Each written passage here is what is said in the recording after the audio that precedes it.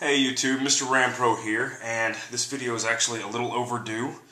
This is the update to the case backspring fail video, and I sent it off to Case. There were no questions asked. I put a little letter in with the box explaining kind of what happened, that I'd used it as a fruit knife and that kind of thing, and to cut up my grapefruit and stuff like that every morning, and just kind of explained that.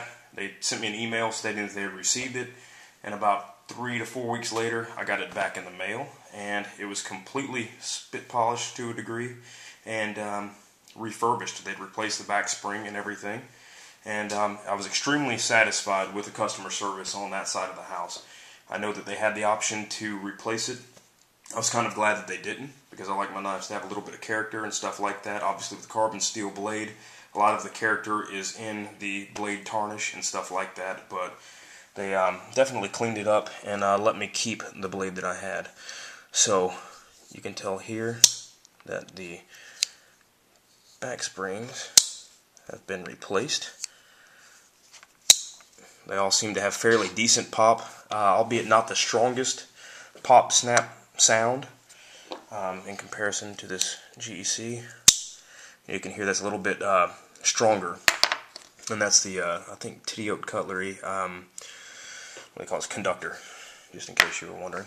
But and this is the regular Stockman CV steel, that chrome vanadium, an extremely good steel. You can get a razor blade edge on this stuff. Can't recommend it enough. And in all honesty, while it's here, I'll compare it to the GEC. Their steel, either I can't get a good edge on it, or it's not that good. And I know I'm going to get a couple of emails about it. You know what, if your personal things are different, then great. I'm glad. I wish that this was a little bit different, but me personally, I cannot get a very good edge on this. I'm going to try to reprofile the blade on this. I've stopped carrying it for a little while, and try to reprofile the blade, and hopefully that'll kind of help me obtain that razor blade edge. It has the 1095 steel, obviously, which is different than the CV steel, but it is a carbon steel nonetheless. So we will, compare it within reason. You can tell here that when it went back to the factory, these blades, this here you can tell has some tarnish on it because this became my fruit knife after this one was off. But they polished that blade right back up again. And you can see a little bit on the tang there how dark it was, where they didn't get all the way down. I wasn't expecting perfection because I did not pay for this service whatsoever. So in my opinion, the fact that they fixed it and sent it back to me was good enough. I was extremely happy with that and how it turned out. They did polish up the bolsters fairly well, which was nice. There are some tooling marks that have been left by the repin of the handle scales when they popped out the center one and replaced the back spring. There is slight gaps now in the back, which was kind of one of the downsides of it, but I also had a knife that I wasn't going to use beforehand. So now that I've got a knife that I'm going to use again, hey, it's kind of worth it to a degree, if that makes sense.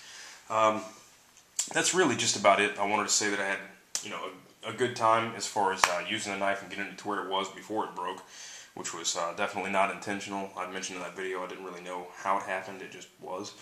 Somebody had mentioned too that if you open both of the smaller blades at the same time, it puts a lot of pressure on it. So if I were to open this blade halfway at the same time, both of the smaller blades, because they're on the same back spring, that could quite possibly could have caused it, and that's a possibility. I really never paid attention to anything like that. I don't remember seeing that I couldn't open both the blades in half position. I don't know. Either way, it happened. They fixed it. I'm satisfied with it.